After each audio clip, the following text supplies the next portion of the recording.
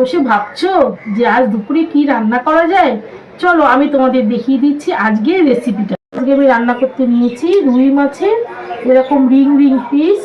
আর এই পিসের মধ্যে কিন্তু এখন লবণ হলুদ কিছুই মাখানো হয়নি, সেটা তোমাদের সামনে মাখবো আমি।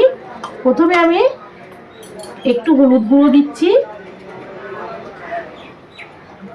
লবণ দিচ্ছি,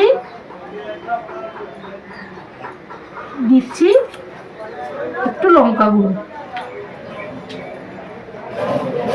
এবার সবকিছু মেখে নিচ্ছি ভালো করে। এর মধ্যে লবণ হলুদটা ভালো করে মেশাতে হবে যাতে মাছের মধ্যে পুরোটা লবণ ঢুকে যায়।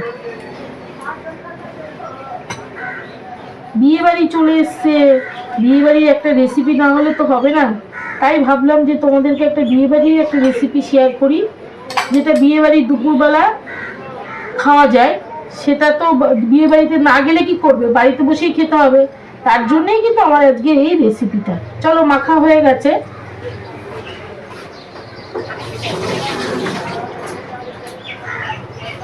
এবার এটাকে সরিয়ে দিচ্ছি। আমাকে এবার একটা পেস্ট তৈরি করতে হবে। এখানে আমি নিয়ে নিচ্ছি টক দই, এই যে বড় চামচের 2 চামচ টক দই নিচ্ছি।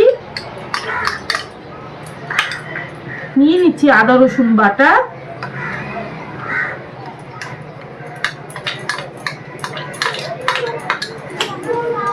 নিয়ে নিচ্ছি হলুদ গুঁড়ো 1 চামচ হলুদ গুঁড়ো,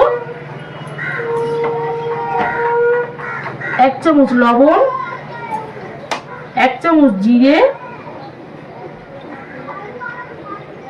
এই জিরেটা কিন্তু 1 চামচের থেকে একটু বেশি নিচ্ছি, ভরে ভরে নিয়েছি। আর নেব কাশ্মীরি লঙ্কার গুঁড়ো আর এমনি ঝাল লঙ্কার গুঁড়ো। এবার এটাকে ভালো করে মেশাতে হবে।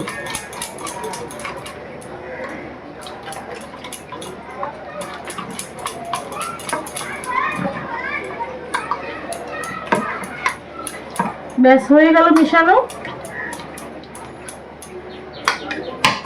আর রান্নাটার মধ্যে আমি কি কি দেবো এবার তোমাদেরকে দেখিয়ে দিই।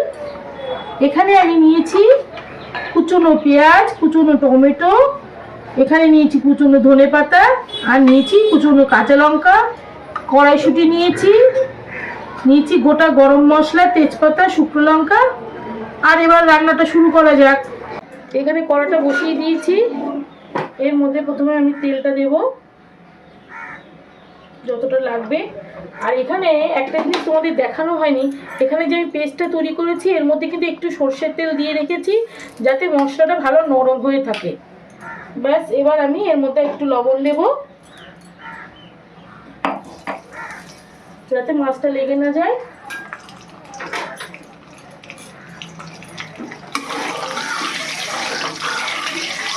এবার আমি তেলটা গরম হয়ে গেছে, এবার মাছগুলোকে একটা একটা করে ছাড়বো, একটা একটা করে ছেড়ে দিচ্ছি। বড় মাছ থাকলে সেক্ষেত্রে দুটো করে ভাজাই ভালো, আমার মাছগুলো বড় আছে বলে আমি দুটো করে ভাজছি। একটু লাল লাল করেই ভাজতে হবে।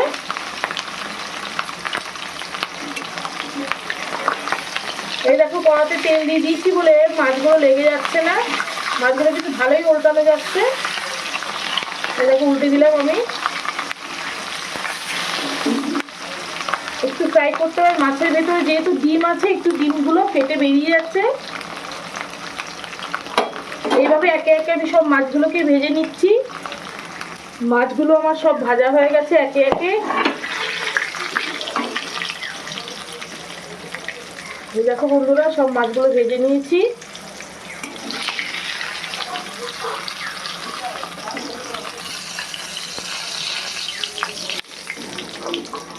এই দেখো এরকম লাল লাল করেই ভাজতে হবে। এবার এই তেলের মধ্যে আমি একটা তেজপাতা দিচ্ছি, গোটা গরম মশলা দিচ্ছি, আর দিয়ে দেবো দুটো শুকনো লঙ্কা একটু ফেলে। ফ্লেমটা হাই রাখছি। এবার এর মধ্যে কুচনো পেঁয়াজগুলো দিয়ে দেবো।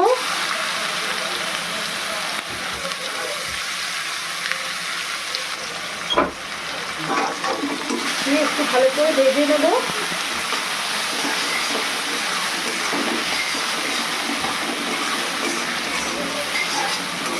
পেঁয়াজটা একটু নরম হয়ে গেলে তারপর আমি এই টমেটোটা কাঁচা লঙ্কাটা দিয়ে দেবো।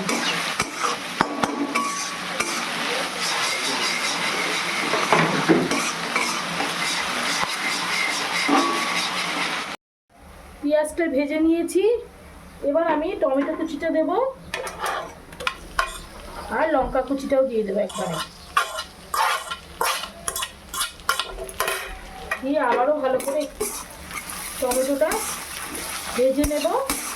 আর এর মধ্যে চাইলে কিন্তু এই মটরশুঁটি এখনই দেওয়া যাবে, আমি এখনই দিয়ে দিচ্ছি যাতে এই তেলের সাথে মটরশুঁটিটা ভালো করে ভাজা হয়ে যায়। আর আমি কিন্তু কোনো এখন এখানে লবণ দেবো না, আমার মশলার মধ্যে লবণ অলরেডি দেওয়া আছে। এইখানে লবণটা দিয়ে দিয়েছি এই মশলাটার মধ্যে, আর এই মাছ ভাজার সময় আমি লবণ দিয়েছি, সেই জন্য আমি এখন আর কোনো লবণ দেবো না। যদি প্রয়োজন হয় তখনই আমি দেবো। একটু ভালো করে ভেজে নিই।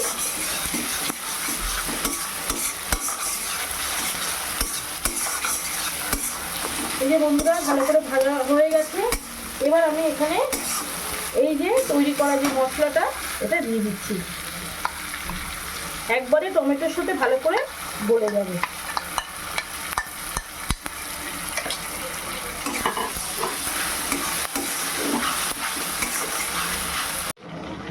এই মশলা ধোয়া যে বাটিটা, এই বাটিটা ধুয়ে যে জলটা, এই জলটা দিয়ে দিচ্ছি।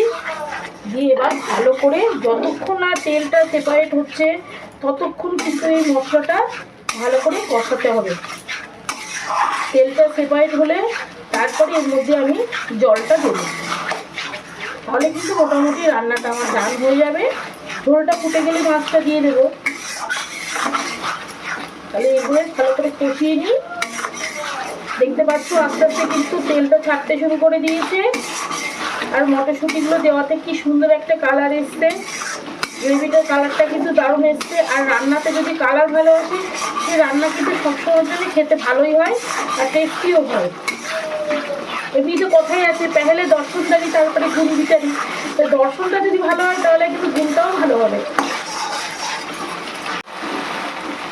এই মশলা থেকে তেলটা সেপারেট হয়ে গেছে পুরোপুরি, দেখো তেলটা দেখা যাচ্ছে। এবার এখানে আমি গরম জল করতে দিয়েছি, গরম জলটা ঢেলে দেবো। এই দেখো বন্ধুরা, এই গরম জলটা দিয়ে দিচ্ছি, তাহলে কিন্তু ঝোলের স্বাদ বাড়ে। গরম জল দিলে একটু একটু করে দেবো, মশলার সাথে ভালো করে মিশিয়ে নিয়ে একটু একটু করে আমি ঢালবো, একবারে ঢালবো না। এই দেখো আস্তে আস্তে কালারটা কিন্তু চেঞ্জ হচ্ছে, কি সুন্দর দেখতে হচ্ছে গ্রেভিটার রঙটা। একটু পরে আবার দেবো, একটু জল দিয়ে ভালো করে মিশিয়ে নিয়ে তারপরে জল ঢালবো। একবারে জলটা আমি দেবো না, ভালো করে আগে গ্রেভিটা জলের সাথে ভালো করে মিশিয়ে নিই, তারপরে জলটা ঢালবো আবার পুরোটা।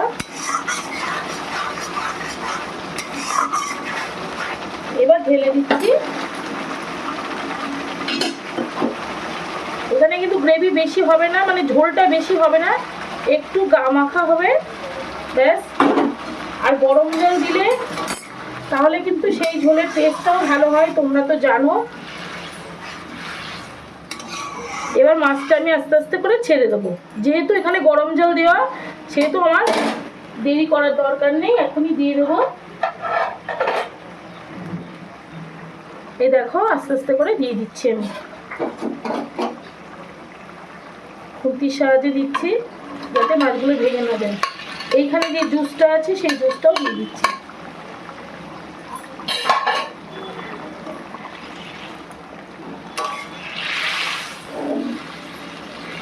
এই দেখো মাছগুলো যে ডুবে গেছে, এইরকমই জলটা দিতে হবে যাতে মাছগুলো পুরো ঝোলের মধ্যে ডুবে যায়।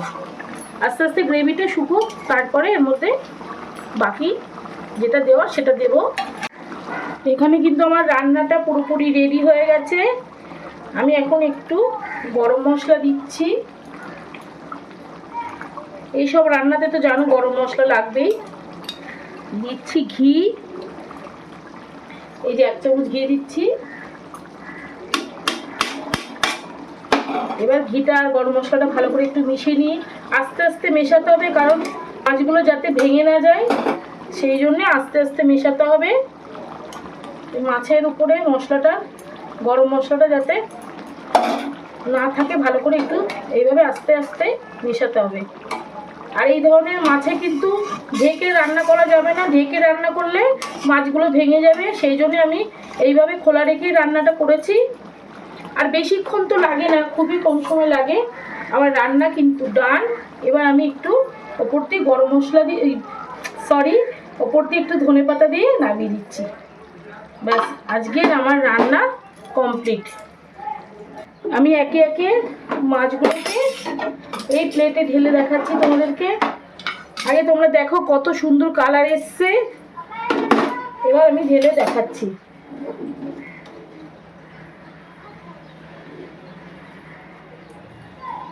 পুরো দেখতে কিন্তু অনুষ্ঠান বাড়ির মতো হয়েছে, কালারটা কিন্তু অনুষ্ঠান বাড়ির মতোই হয়েছে।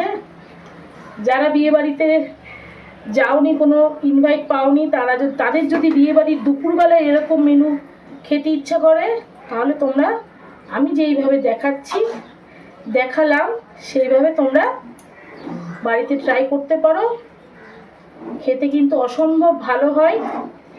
তোমরা তো লুকটা দেখে বুঝতেই পারছো যে খেতে কেমন ভালো হবে। আর একটু উপরে একটু ধনেপাতা আর একটু দিয়ে দিচ্ছি। বিয়েবাড়ির স্পেশাল রুই মাছের গ্রেভি রেডি। আর এই রেসিপিটা যদি তোমাদের ভালো লাগে তাহলে লাইক, শেয়ার, কমেন্ট আর সাবস্ক্রাইব করে দিও। আর পারলে এটা রেসিপিটা তোমরা বাড়িতে তৈরি করে যদি তোমাদের ভালো লাগে তাহলে আমাকে জানিও। আর এই ভিডিওটা এইটুকুই, টাটা।